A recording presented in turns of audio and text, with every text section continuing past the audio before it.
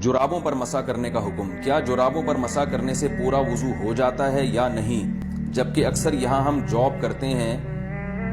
Job کرتے ہیں وہاں بار بار جوتے اتارنا یا جرابیں اتار کر پاؤں دھونا مشکل ہوتا ہے. خرم صاحب کو اس سے یہ بھی 15ویں صدی کی ایک بدعت ہے جس کا اس صدی سے پہلے کہیں کوئی ثبوت نہیں ملتا کہ عام جرابوں پہ بھی لوگ مسح کرنے لگے، اور بعض علماء نے اس کے جواز کا فتویٰ دیا ہے، لیکن یہ اجماع امت کے خلاف ہے.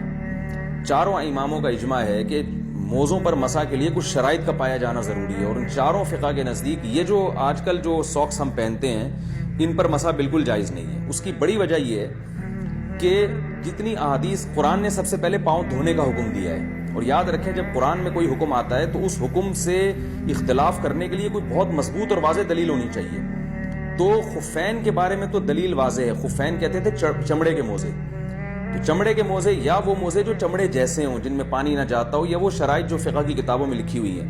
تو قرآن نے چونکہ پاؤں دھونے کا حکم دیا، اگر قرآن میں حکم نہ ہوتا پھر ہم کہیں سے بھی کوئی بھی روایت ملتی ہم لے لیتے، لیکن قرآن نے چونکہ پاؤں دھونے کا حکم دیا ہے واضح لفظوں میں، تو اب وہ متواتر قطعی ہے. اس سے انحراف انہی خاص شرطوں کے ساتھ کیا جائے گا جن پر بالکل واضح اور صریح احادیث موجود ہوں. تو واضح اور صریح احادیث صرف خفین کے بارے میں ہیں، اور خف عربی میں کہتے ہیں یہ جو چمڑے کے موزے ہوتے ہیں ان کو خف کہا جاتا ہے.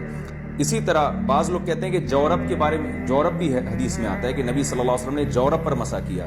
یاد رکھیں نبی صلی اللہ علیہ وسلم کے دور میں یہ والے جورب تھے ہی نہیں. یہ جو ہم موزے پہنتے ہیں نا بوٹ کے میں، جس سے جو پہلے بوٹ میں یعنی جو پہلے اوپر بوٹ پہنے جاتے ہیں جوتے اور اندر جو باریک موزے پہنے جاتے ہیں، یہ نبی کے دور میں تھے ہی نہیں. تو تھے ہی نہیں تو نبی ان کے بارے میں فرمائیں گے کیسے؟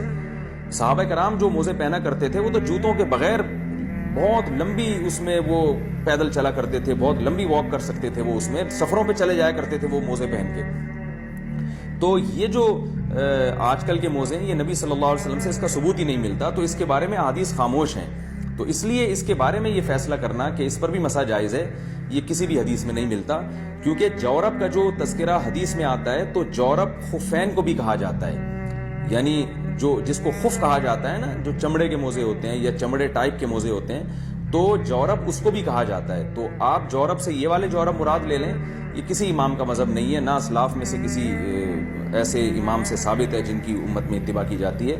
تو یہ آج کل ایک نیا فتویٰ آیا ہے جو چاروں مذاہب کے بھی خلاف ہے اور قرآن و سنت کے بھی خلاف ہے.